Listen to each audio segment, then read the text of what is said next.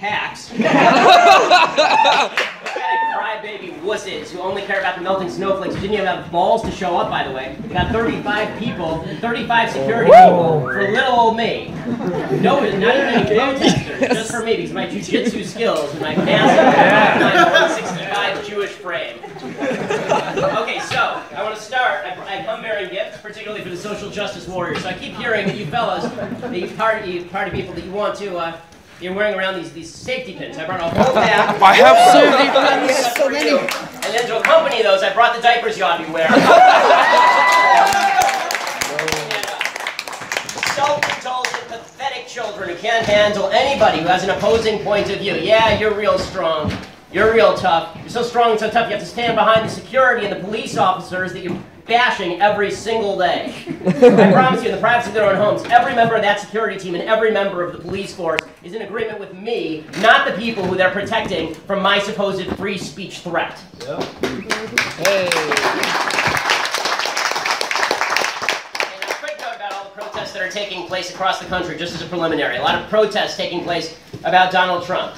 These people are idiots, okay? I didn't vote for Trump for reasons both moral and political, but you can keep whining about reality like privileged snowflakes, but you're going to melt in the sun of the real world. Donald Trump does not give two shits about what you think. He's going to bathe in your salty tears. Okay, now, on to more important matters. Today we're going to take apart 3 terms. We're going to do it really quickly because now we've been time compressed and I want to make sure that Christina, who was kind enough to cede the podium to me in this ridiculous situation, I want to make sure that Christina has the capacity and the time to speak. So, here's what we're going to do. We're going to talk about social justice, white privilege, and safe spaces. Okay, so first of all, social justice. So back in May, Milo spoke at this university, and the SJW shut down his event by storming the stage and screaming obscenities and threatening violence. And the Reverend Dennis Holtschneider sent a letter to the students the following day that said universities welcome speakers and give their ideas a respectful hearing, and then respond with additional speech countering the ideas. This, of course, opened the floodgates. One prominent law professor wrote that the president had betrayed marginalized students, and within minutes, the guy was basically fired for not having issued an apology abject enough for having someone who disagreed.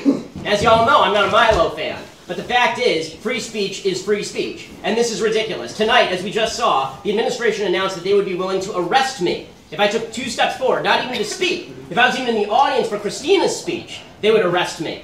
This is not America. This is Soviet-style bullshit. You don't get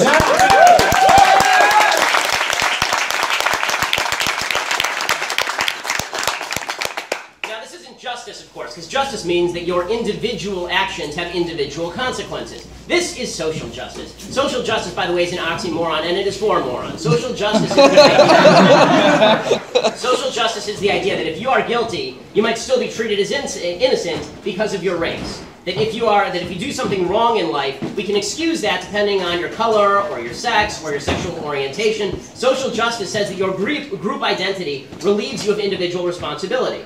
And hardcore leftists like to call themselves social justice warriors because they think that individual justice, that being treated decently as an individual, treating others decently as an individual, that is racist, sexist, bigoted, homophobic. They think that we should be held responsible not for our actions, but for the group to which we belong. Now, in normal parlance, we call this racist. In normal parlance, we call this sexist, treating people not based on who they are as individuals and what they do, but based on their group identity. Race doesn't mean anything. Sex doesn't mean anything when it comes to whether you're a good person or a bad person. But social justice warriors, they say that that standard is just too terrible, it's just too insulting. Social groups must be treated as superior to individuals. Okay, now the problem with this, of course, is that it's racist, but the question is why the left believes in this sort of stuff. Why does the left believe in what is something that is inherently unfair, something that is inherently racist and sexist and bigoted? Why? And the answer is because the left believes that every person in the world should finish up in the same place. They believe in equal outcomes. They believe that no matter how you're treated, no matter what your upbringing, no matter how you act, everybody should end up in the same place. So if you have 2 people in a room, one rich, one poor, the rich person must have stolen from the poor person because equality of outcome has not been achieved. And the same thing holds true for groups. If you have a group of black people and a group of white people, then equality has not been achieved unless the black people and the white people are of equal status economically, of equal status in society. Equality of outcome is the only thing that matters. And the problem is that individual justice means that some people are not going to finish in the same place as others. Some people are going to take actions that are not beneficial. Some people are going to do stupid things. Some people are going to do smart things. So how does the left solve that conundrum of individual justice? How do they solve the basic truth? How do they make way for the basic truth that some people do smart things and some people do stupid things, and that's what really causes inequality in a free country? They say the real reason that some people underachieve is, of course, because of white privilege. Right? Social justice warriors think the only thing that matters in the world is white privilege. It's a bunch of white evil people, and those white evil people are going to take advantage of you. The system was built by all these white evil people for the benefit of their own kind. That's the basic idea here. White privilege is inherent in everything. We have to tear down white privilege. And this is a very seductive idea, of course. The campus left gives people a feeling of virtue. It makes them feel virtuous by counting them members of victimized identity groups. So if you don't do well in life, then it's not because you made bad choices. It's not because even of your individual circumstance. It's because America as a country has put you down because you are not one of these privileged white males. Which means the bad guys in this whole narrative are, of course, the privileged white males, right? The white, heterosexual, cisgender males. We are the bad guys. We are the villains here. Now, the good news for the white, heterosexual, cisgender males is there's an easy way to get out of this. And that is to just repent. Just admit that everything you did in your life, everything the founders did, everything that all the white people did ever, all of that was designed so that you could benefit now, and all of your successes and your parents' successes, those weren't due to great decisions, and people's non-success isn't based on bad decisions. All of this is just based on you, and if you just repent and admit that you've never done anything good in your life, and that the system is built for your benefit, then they say you're an okay person, which is just wonderful. Okay, now, before we go further, I do want to note something, right? It is true, of course, that black people and other minorities, but particularly black people, have suffered historic discrimination in the United States. That's inarguably true. It's even true that some people are likely suffering the effects of historic discrimination, the after effects under Jim Crow. But that doesn't mean black people right now are suffering institutional discrimination. It doesn't mean that. Okay, it turns out that in the world, you're born into circumstances beyond your control. Some of us are born rich. Some of us are born poor. Some of us are born smart. Some of us are born to Paul administrators. Right? We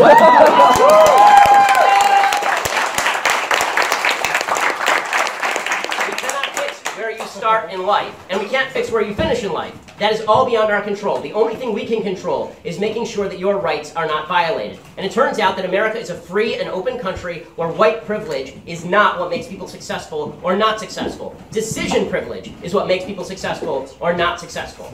What you do as an individual is going to define whether you have a good life or not in the United States of America. What you decide to do is going to decide whether your kids succeed or fail in America. Not some white guy out in the sticks somewhere who's dreaming about how he's going to ruin your life. It turns out in America, most people don't give a crap that much. Okay, nobody is saying where that black guy in the inner city. I'm sitting around my dinner table at night thinking, how do I keep that black guy in the inner city down?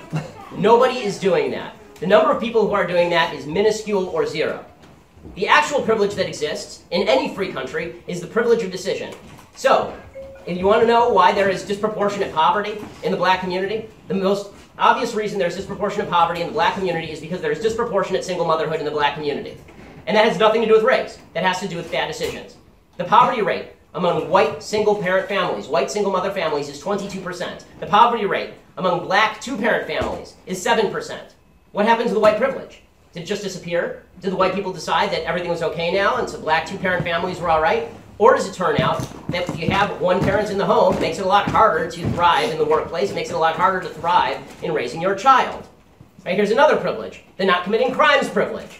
Everybody keeps talking about white privilege is the reason why there are so many black people in jail. No, black people are committing a disproportionate share of crimes. That's the reason there are a lot of black people in jail. If you don't want to go to prison, as I just found out, all you have to do is not violate the law. If you don't want to go to jail for murder, the easiest way to do that is to not murder people. And the statistics bear this out. As early as 1994, the DOJ surveyed felony cases across the country's 75 largest urban areas, found lower felony prosecution rates for blacks than for whites. In 2015, the DOJ analyzed the Philly Police Department. They found white officers were less likely to shoot black suspects than black or Hispanic officers. There's a survey in July 2016 from a Harvard professor named Roland Fryer, front page of the New York Times. He surveyed 1,000 police shootings. He found black suspects are shot less often than white suspects in comparable situations. Fryer, by the way, is black. How about stop and frisk? That's racist, right? That's obviously white privilege, except for the fact that stop and frisk statistically under-targeted minorities in New York City. Between January and June 2008, literally 98% of all gun assailants in New York City were black or Hispanic. The number of people pulled over for stop and frisk in that same period who were black or Hispanic was 85%. How about pulling people over for speeding, right? This is white privilege, speeding while black, right? The driving while black. Well, back in the early 90s, the New Jersey State Police were targeted. They were supposed to be responsible for this sort of racial profiling.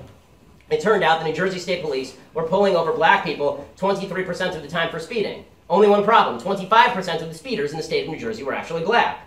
How about sentencing disparities, right? You keep hearing President Obama talk about the criminal justice system is so racist, and look at the sentencing disparities between cocaine and various other drugs, between crack and powder, typically is the one they use. Well, the fact is, the reason that crack cocaine is penalized more than powder cocaine is because black legislators in the inner cities were sick of watching crack ravage their cities. It's more addictive, it's easier to distribute, and actually the penalty for crack cocaine and crystal meth, which is largely a white crime, is exactly the same in federal law. But all of this is white privilege. Right? All of the inequality that springs from bad behavior, that is white privilege, all of it.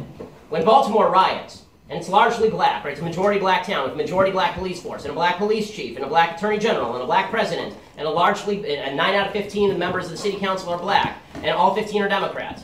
When that city riots because a black guy is killed in the custody of black police officers, that's white privilege. Everything is white privilege. Everything is white privilege. And if we're going to talk about privilege, really, we ought to be talking about the really nefarious people. The really nefarious people who are privileged in the United States. I'm talking, of course, about the nefarious Asians. Right? Because the nefarious Asians are the ones who actually make more money on average than white folks. They get into better colleges on average than white folks. And that makes sense, because after all, the system was rigged for the benefit of Asian people. Right? This is why the Asian founders created an Asian constitution on behalf of the Asian people, which is why the Constitution is written in Korean.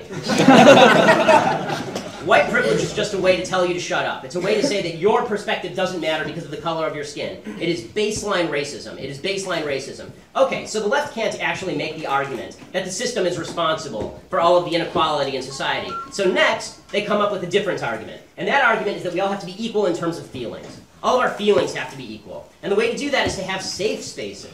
Do you all feel equal? Do you feel equal now that you've all been booted from that hall because you don't have a perspective that matches that of the administrators and the idiot protesters who think it's okay to post Black Lives Matter sign, that it's evil and terrible to post Unborn Lives Matter sign? Do you feel equal? Do you feel better? No, I didn't think so. But see, it only applies to one side. Everybody has to feel equal, and the left gets to decide whose feelings actually matter. And so they have trigger warnings, right? We have to have trigger warnings to ensure that everybody is able to survive the catastrophic horror of hearing Christina Hoff Sommers talk. Right? Their life might be over. They might be shaking for days. It's just like Nam. Right? We have to warn people about microaggressions. Everybody has to be very careful of microaggressions because you wouldn't want to be microaggressed. And it's not even that I intend to offend you, it's that if you are offended subjectively, then I have microaggressed you. And that, by the way, allows you to do things like call out the cops. Right? If I microaggress you, then you're allowed to do violent things in response. The very language of microaggressions suggested I have done something aggressive to you, and now you can do something aggressive to me. Right? You can threaten to arrest me if I set foot on your campus. And my favorite story about this, and I'll tell it quickly for purposes of time, but this has bled up all the way into the upper echelons of the left. One example, how many of you ever watched the CNN headline news? Show of hands. Okay, that is the entire viewership of CNN headline news.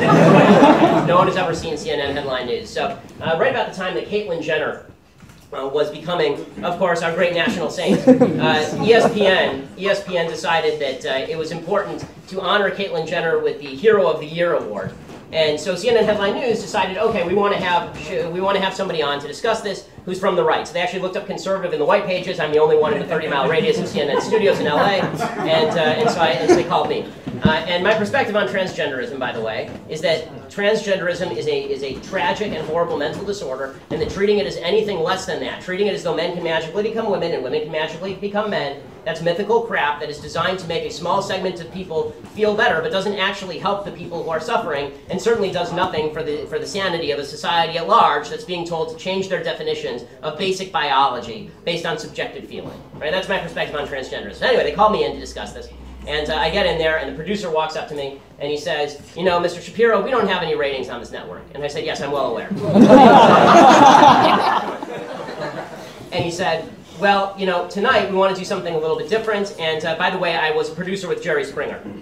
And at that point I should have said, okay, I need to leave. But being the intrepid sort, I said, no, we'll go ahead anyway. They put me on the stage. And on the stage, it's me and 1, 2, 3 other people next to me, and then three. I think there's 3 other people on the stage, including Dr. Drew. All of them of the left. So it was me against 6 leftists, which made it almost fair for them.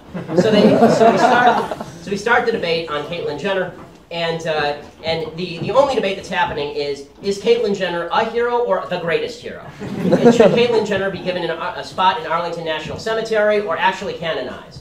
Should Caitlyn Jenner be granted the papal supremacy, or should Caitlyn Jenner actually be given a chariot of fire to ascend to heaven?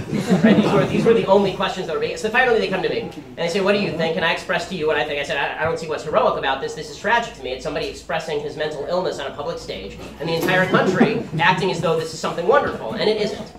And I neglected to mention, the person sitting next to me is a transgender person, and his name was Zoe Turr. So this is formerly Bob Turr.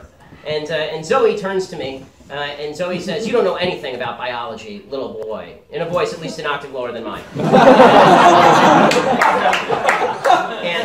I said, "Well, I know enough about Caitlyn Jenner's biology to know that every single cell of Caitlyn Jenner's body has a Y chromosome in it, except, ironically, for the exception of some of his sperm cells."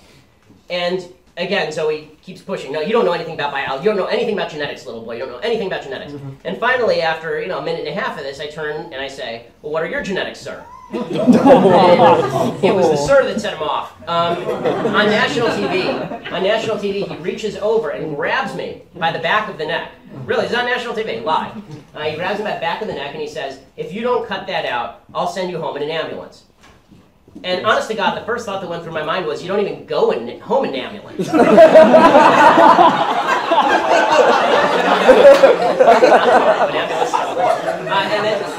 But what I actually said was, that seems mildly inappropriate for a political conversation. But everybody else on the panel, and this is the part that matters, everybody else on the panel didn't turn on Zoe for grabbing me by the back of the neck and threatening me on national TV, which is battery and assault, actually, by the technical legal definition. That is, instead, they said, "How dare you say anything offensive? How could you have offended Zoe that way? That is just terrible. That is just terrible." And that's the mentality of the left. When they say they want equality of feelings can only be enforced at the point of gun or through the use of force. And by the way, the threats of force didn't stop there. As Zoe was hulking off the set, Zoe turns to me and says, "I'll see you in the parking lot." It's more like, "I'll see you in the parking lot." And I said, "No, you won't." And security actually ushered me out. I have a lot of experience in security in the last couple of years. And then later, the next day, Zoe threatened me on Twitter to curb stomp me on Twitter. All of which, personally, I thought was deeply unladylike behavior. So, once you've gotten rid of the trigger warnings and the microaggressions, then finally you have your pathetic safe spaces for all of these snowflakes who can't deal with the real world and are convinced that the real world is going to conform to your standards of what it ought to be, that the real world is constructed just for you. Let me tell you a secret. In the real world, no one pays you to believe in the power of your dreams. In the real world, nobody cares about your internal feelings. In the real world, all people care about is whether you do good things or bad things. But the safe spaces you construct suggest that you are allowed to ban people who think differently than you in order to achieve a better outcome for yourself. It is the essence of fascism. And all this, of course, makes kids nuts. It makes kids nuts. It makes administrators nuts, clearly. Right? You're being made insane. If you're taught that you're a victim, that you're always a victim, or alternatively, that you're a victimizer, if you're taught that over and over and over again until it never stops, eventually you're going to go out and realize that you get benefit for being a victim. The more you claim victimhood, the better off you are. And this is what the left has done. They've created an entire society of the victim mentality where they say your own work, your own labor, the things you do, they make no difference in life. All that matters is you claim you're a victim, and we give you extra credit. You get special points in heaven and on earth for being a victim. And if you act aggressively because you're a victim, we'll excuse that too. This is pretty dangerous stuff. There's a reason that a Pew poll in 2015 found that 40% of millennials, people our age, I'm still part of your generation, believe the government should be able to prevent people from making statements that are offensive to minority groups. That's the repeal of the First Amendment. And we're watching it happen in real time. So here's the bottom line. Social justice, white privilege, safe spaces. These concepts are designed to destroy American ideology. They're designed to destroy American philosophy. America is based on the foundational principle that you and you alone are responsible for your actions, and that you get to say whatever you want so long as you're not physically harming anyone else. That is what America is based on, and the left is ripping away at those foundational principles. The left is saying, you're not responsible for your actions, everybody else is. And they're saying, you don't get to say what you want if it offends somebody else of the left. This is how a democracy, this is how a republic slides slowly into fascism with a smiley face. Right? It doesn't come with the jackboots. It comes first with the flowers and the smiley face and the safety pins. Right? That's where they come from. And the people marching in the streets about the results of a just decided election, how about this? How about go out and vote? That might have helped. If you didn't like the outcome, you could have gone out and voted. There's just a story that these riots that are happening in Portland, literally half of the people rioting did not vote in this election. Okay, these are people who are not interested in upholding the American system. They're not interested in the Constitution. They're not interested in the Declaration. They're not interested in what America is and historically has been. But you are. All of you are. Yeah. Whether you're left or right in this room, you are. Because you actually want to hear different ideas. You actually care about hearing different ideas. You actually care about a free country where people can disagree with you without being threatened with arrest, where people can actually say things that you don't like without them being threatened with physical harm. We all have to stand together now, because that group is getting smaller and smaller. If we stand together, we cannot be defeated, because in the end, freedom will triumph over tyranny. But we have to understand the threat that is, and the threat is tyranny. And if that threat didn't materialize right before your eyes tonight, I don't know what would. We have to fight it every step of the way. We have to fight against the politically correct tyrants who would destroy the foundations of the Republic. And I think all of us are part of a battle now. All of us are part of that army. All of us are part of that group. You've been deputized. You're all part of it. You all have cell phones. You're all capable of this. Be part of the fight. Be part of the army. Thanks so much for coming, guys. I appreciate it.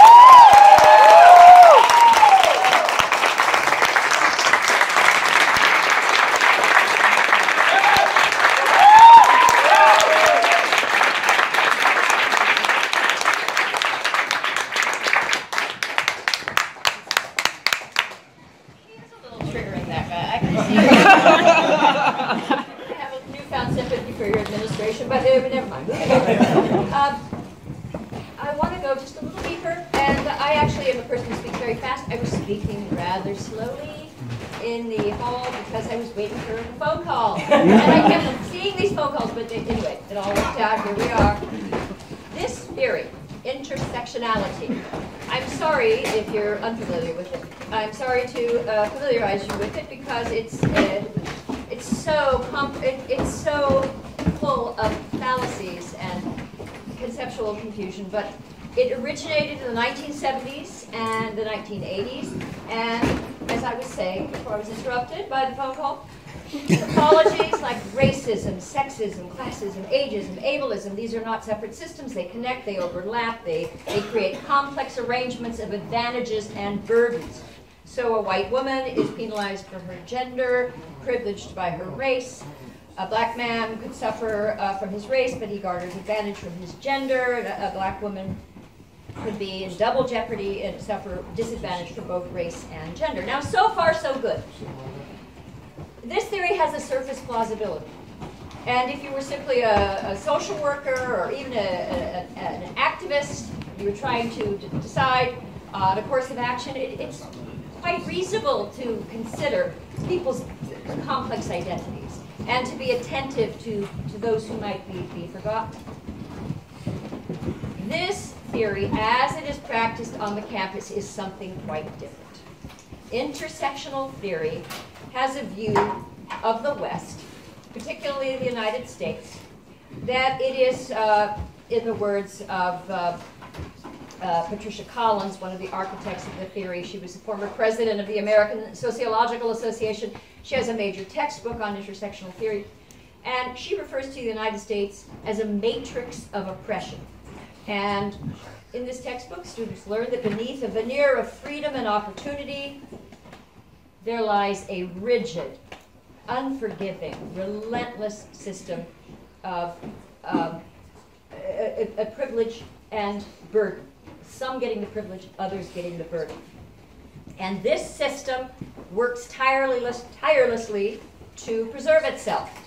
And as one popular college textbook on intersectionality explains, quote, dominant forms of knowledge have been largely constructed from the experiences of the most powerful. So this text, along with thousands of other texts and articles just like it, seek to alert students to the true nature of the society they're living in. And it promises to put students in touch with deeper, subordinated truths. It's a phrase from Michel Foucault. By avoiding Western and masculine ways of knowing. Now listen very closely to what I'm about to tell you, because I actually think it's the key to the new intolerance on campus. So you know about these interlecting and intersecting axes of oppression. According to this theory, subjugated groups, members of subjugated groups, women and people of color, Muslims, LGBTQ people, they have access to deeper and better ways of thinking than do their oppressors. They have access to more authentic and liberating knowledge about human reality. But they can't get to that knowledge, they can't discover it, unless they are speaking among themselves, sharing their lived experience in a safe space. Patricia Collins uses that term. You have to provide safety to members of these groups, because members of the privileged groups, especially white, able-bodied, cisgendered males, we just saw what Ben did, and one reason that they would not welcome him on campus, because he's just, coming to campus and attempting to undo efforts of intersectional professors to show you this deeper truth about your society. And if one of these privileged, able-bodied, cisgender males tries to apply reason and logic to those who are marginalized and oppressed, they will be told, that person will be told to stop mansplaining, to check their privilege, and to shut the F up. Members of marginalized groups. Now here's another problem with this theory. Like, how do you decide? Not everybody in a marginalized group agrees.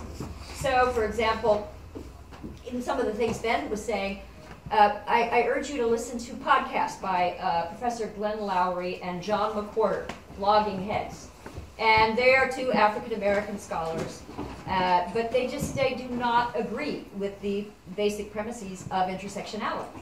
So, but then are they credited with having this hidden knowledge, these subordinated truths, these insights into a deeper reality? That's never explained. The ins and the people who are in and the, or me, as I said, an age-empowered, age-enhanced woman, I should also have access to these deeper truths, but I don't count, because according to this theory, if you don't agree with the theory, that proves that you're part of the problem it's trying to solve. This happens to be a feature of a conspiracy theory. It can't be falsified, but moving on. So this matrix of oppression is so pernicious and omnipresent, according to this theory, that it's furtively manifest in everything. And that is why its reign requires punishing every little microaggression. So in this light, if you take someone like Dean I told you about, Dean Mary Spellman, she awkwardly worded her email, but it takes on new meaning, because they would think this wasn't just an accident. This is a privileged dean, and in fact she was called out. If you watch her ritual shaming, one student said, you're further perpetrating our otherness.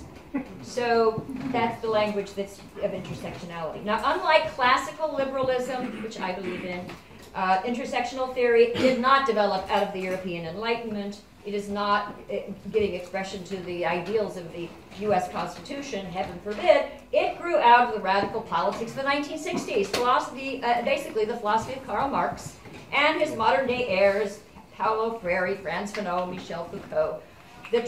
Now this tradition views American ideals like free expression, due process, the right to pursue happiness, many of the things that Ben was talking about, the responsibility, making good choices. They view this as ploys used by the privileged classes to maintain the oppression matrix. And let me give you an example of how this works. As an equity feminist, I believe in, as I said, the values of the Enlightenment and our constitutional freedoms. And I have to say that when I look at something like Sandra Day O'Connor becoming appointed to the United States Supreme Court, that seemed to be a real step forward. But Bell Hooks, who is one of the best-known influential intersectional theorists, she strongly disagrees. She has written, "Women like O'Connor," she says, "exercise power alongside men as they continue to support white supremacy, capitalism, and patriarchy." So according to Hooks, quote, "As long as the United States is imperialist, capitalist, patriarchal, no large female majority can ever enter the existing ranks of the powerful." It is impossible to overstate the influence of this theory on the campus today. Gender studies, ethnic studies, whole areas of anthropology, education, sociology, they have adopted it as their sort of guiding doctrine. I went to the DePaul Gender Studies website, and one of the things I found is in all aspects of the programs, there's an emphasis on action-based scholarship that explores interlocking systems of oppression and privilege, gender, race, sexuality, class, nation. It just, this is what they mean. This is what they're going to interrogate. But I want to interrogate them for just one moment. By training, I am a philosopher. I taught philosophy for many years.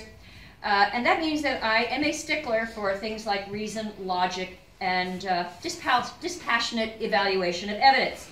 Now, I am troubled by this theory. I am persuaded that if classically liberal scholars, if scholars who believe in our traditions of freedom, if they don't come forward and confront it, then the fanaticism we're seeing on campus is going to intensify. The tribalism, the anger. This is a theory for the pursuit of unhappiness. And it is flourishing on the campus, and scholars are going to have to come forward. When I was looking at this theory, I tried to find critics. I thought, this can't be me. There have to be other people that see that this is a crackpot theory. I could only find Marxists. They were very good critics. They just didn't want to share class with all the other axes of oppression. They wanted to keep it class. And they did very good analyses. But Germany, they went to war against us in the 1940s. They killed vast numbers of our soldiers. We did occupy them after the war, but instead of plundering, we turned them into prosperous, independent democracies. Now, our record is hardly spotless, but to describe the United States as a menacing imperialist power, we're just not. We are not. Okay, white supremacist. Now, the United States has a shameful history of racism, absolutely. But we also have a long and honorable history of fighting it and trying to overcome it. And a recent study of racial intolerance by 2 Swedish economists found that the United States was among the world's most tolerant societies. India and Jordan were the least tolerant, so be aware of that. Intersection, and I know intersectionalists, some of them are my friends and colleagues, and they will reply that even if American attitudes are better, more tolerant, the dominant white population still maintains supremacy through a rigid set of political, economic, and cultural structures. Now, if that is true, then it doesn't seem that we're doing a very good job maintaining these structures because, for example, in recent years, the likelihood of a Latino girl is more likely to go to college than a white boy. And African American girls are about the same as white boys. Asian girls are ahead of everyone.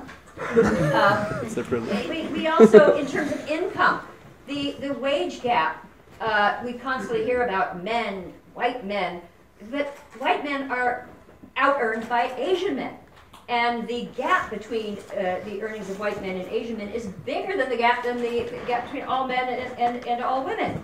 But somehow we don't talk about that on Pay Equity Day. And I'm not, or look at the fact that so many African Americans are the most admired cultural icons. Racism is a problem in this society, of course it is. But to call us a white supremacist society, that's not grounded in fact. It's grounded in dogma. What about capitalism? Okay, capitalism. That is accurate. Yes, we are a capitalist society. Now, that term, capitalism, is favored by Karl Marx. A less pejorative word would be free market, free enterprise, economic liberty. Yes, in the United States, we have economic liberty, and thank goodness for that. So, if they're going to invade against capitalism, they are invading against the system that is responsible for taking vast populations across the world out of poverty.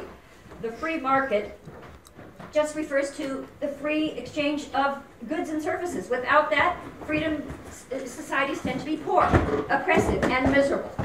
Finally, patriarchy, and then I will conclude. Patriarchy is a system where men hold all the power and women do not.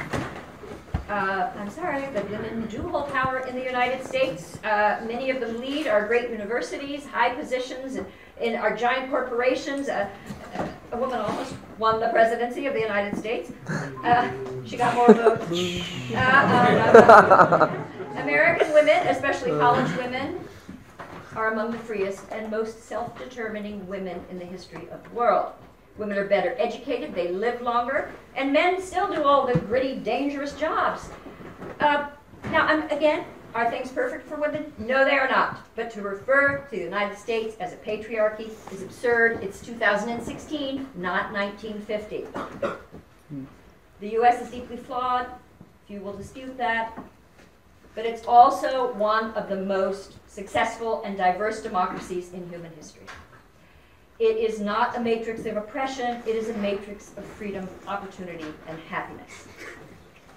Now, I can already imagine the objections, but I am going to just conclude by saying that this theory is causing divisions, it's causing unhappiness, it has unleashed a lot of anger in people who now feel free to do to others what they say was done to them.